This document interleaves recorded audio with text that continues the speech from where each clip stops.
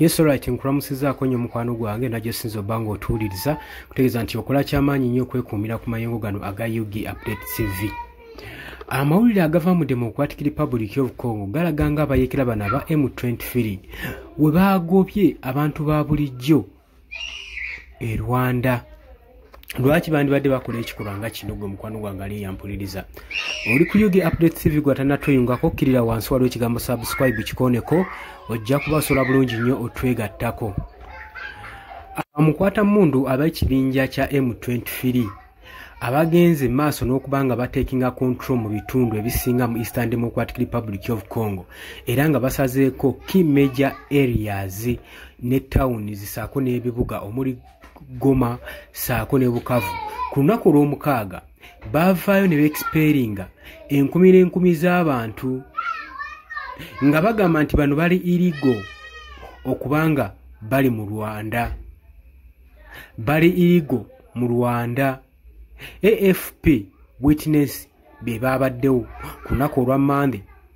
Akagurupu eri military spokesman Wire Ingoma yali amaze okubanga presentinga ku media 181 omusajja eyarifaringibwa okubanga yali subject eya Rwanda era nga ali iligali mu ggwanga era yakwatibwa ng'ali ku Goma's main sport stadium.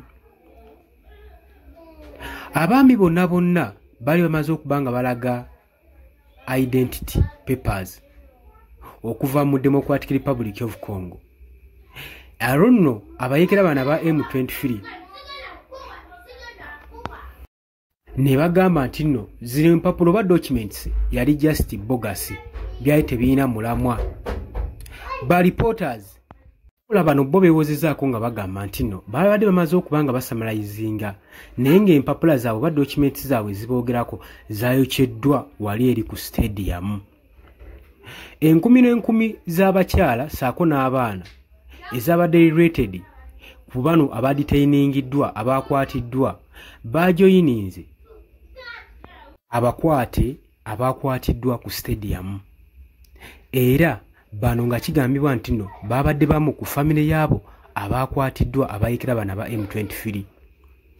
Omu ku basajja abakwatiddwa eyawadde erinnya lye nga Eric yabadde agambye AFP ku lunaku olwa Monday nti ye yabadde ava mu katawuni aka kebayita Kalenga akali located mu Northern Kivu. Ye kyeyabadde akonsidaringa nga stronghold eri Democratic Forces okulaba nga baliberitalinga bagenda maaso n'okukola liberation eya Rwanda. Ye gwe musango gwe bamutaddeko bagamba abayekera ba M23 bano be bamu ku baali bagenda maaso n'okukola liberation ku ggwanga erya Rwanda. Tumanyi bulungi nnyo ba armed group abasangibwa mu former Rwandanese Hutu leaders mu 1994 Tutsi genocide.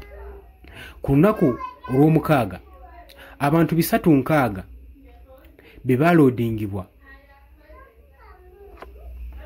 okuteekebwa ku bbaasi okwabulira ekibuga Goma okusinziira ku spokesperson okuva mu kitongole ekya United Nations Buni agamba nti no High Commission eya refugee bali bamaze okubanga basayininga enkola nga ligamba nti no ba refugee bonna bonna banaaba litandingibwa mu nsi zaabwe oba mu origini zaabwe balina okutransportingibwa nga bali safe era nga bavoluntaringiddwa era nga bakalingiddwa ne dignity swako ne condolences era nga munembasa ne international law okusobola okulaba nga bawa aba refugee ekitiibwa.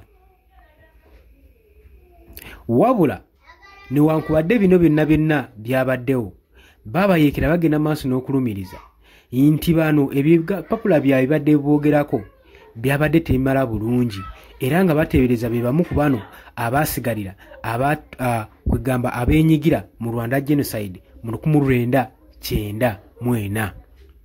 era ba exportingiddwa mu ggwanga ery'e Rwanda ng'omukwano gwange ali eyampuliriza. Wabula tetumanyi kino ekikolwa waaki kyakoleddwa era bukakafu ki bwe baafunye nti bano bwe bagezaako okwexperinga ddala kituufu engeri gye babalowoolezezaamu ddala kye bali. Wabula ne kaakati tewannavayo clear information clarifyinga nsonga eno butuufu bwayo butya bwe yabadde. Oli ku UG Update TV kosinza obanga otuuliza we bali kwekuumira ku mayengo gano.